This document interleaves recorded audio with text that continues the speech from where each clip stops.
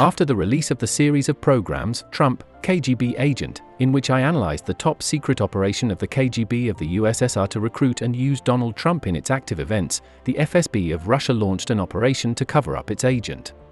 The media and social networks on the internet began to circulate a false story that Donald Trump was allegedly recruited by employees of the 6th Directorate of the KGB of the USSR during his first visit to the USSR in July 1987.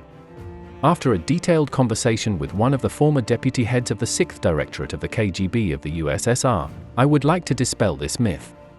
This information special operation was prepared in the depths of the FSB as an active countermeasure in order to initially undermine confidence in the serious, reasoned information prepared and voiced by me. We are now trying to convey it to the governments of democratic countries throughout the civilized world, as well as to the leadership of their special services and the media. The starting point of the information cover operation was a post on the Facebook page of a former high-ranking employee of the security service of Kazakhstan, Aleksandr Musayev. This message was later specifically supported by one of the heads of the Ukrainian special services during the rule of Yanukovych, and, unfortunately, was picked up, among others, by a number of Western media. I know that the FSB leadership used certain administrative resources and made certain financial injections to counter my information.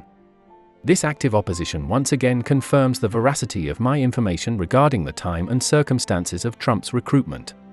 Now let's move directly to the original source that launched disinformation on social networks. Aleksandr Musayev never had any relation to the 6th Directorate of the KGB of the USSR. His entire service in the KGB of the USSR took place on the territory of Soviet Kazakhstan. True, in 1986–89 he was on a long business trip to Moscow, but he worked in the central office of the Ministry of Internal Affairs, not the KGB of the USSR. In the 8th Directorate of the Ministry of Internal Affairs, which was engaged in technical encryption and decryption work, and also controlled the installation and wiretapping. But exclusively citizens of the USSR and only on the territory of the USSR. The service in which Musayev worked had no relation to foreign citizens and could not have. Simply because all foreigners immediately fell under the control of the KGB of the USSR, and the information was kept in the strictest confidence, especially from the services of the Ministry of Internal Affairs, with which the Chekists always competed. It is enough to recall the deadly confrontation between the chairman of the KGB of the USSR Andropov and the Minister of Internal Affairs Shelikov. The 6th Directorate never dealt with the issues that Mr. Musayev fantasized about. And this Directorate of the KGB of the USSR itself was originally intended to provide counterintelligence activities in the field of economy and industry. To protect enterprises of the USSR and the countries of the socialist camp from external interference from a potential enemy. It was created on October 25, 1982 on the basis of Directorate P of the second main directorate of the KGB of the USSR. Structurally, it had 10 departments in areas of industry, including defense, agriculture, fuel and energy complex, capital construction, and others.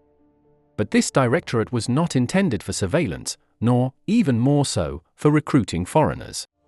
For these purposes, the KGB of the USSR had other directorates with narrowly focused activities. I believe that this information is initially very well known to any head of Western intelligence services. As well as the very specific background of Musayev, who in 2015 was accused of kidnapping and murdering 2 top managers of the Kazakh Nerbank.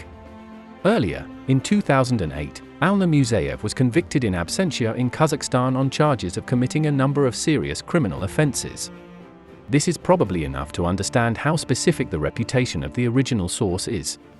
Thus, Musayev and all those who disseminate his disinformation are performing a custom-made clown show. But the main thing is that they create white noise and undermine trust in real, reasoned and analytically developed information. The leadership of the FSB and SVR, with the help of people like Musayev, is trying to divert attention from their agent Donald Trump. Disinformers, like clockwork, repeat the magic date of 1987 and thereby divert attention from his main crimes in the area of legalization of funds obtained from the production and sale of drugs, from arms and human trafficking, from prostitution, gambling and everything that the USSR special services and their ideological allies were engaged in on the territory of the Western Hemisphere. And the cherry on the cake. I would like to explain where the pseudonym Krasnov that Musayev attached to Trump came from. 3 people have been listed as heads of the 6th Directorate of the KGB of the USSR since its formation in 1982. In turn, from 1982 to 1989, the Directorate was headed by Lieutenant General Fyodor Alexandrovich Shcherbak. From 1989 to the end of 1991, Lieutenant General Nikolai Andreevich Savinkov. And at the end of 1991, the 6th Directorate was headed by Krasnov. With this poorly prepared information leak, the SVR and the FSB of Russia, in my opinion, even did a favor to the special services of Western countries. Now, by paying attention to those who disseminated this disinformation, it is possible to identify and eliminate the moles deeply entrenched in the West and engaged in subversive activities, waging an information war in the interests of the Kremlin.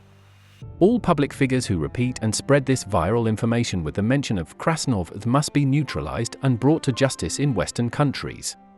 Here are just a few names: Fagin, Jernov, Nevzorov.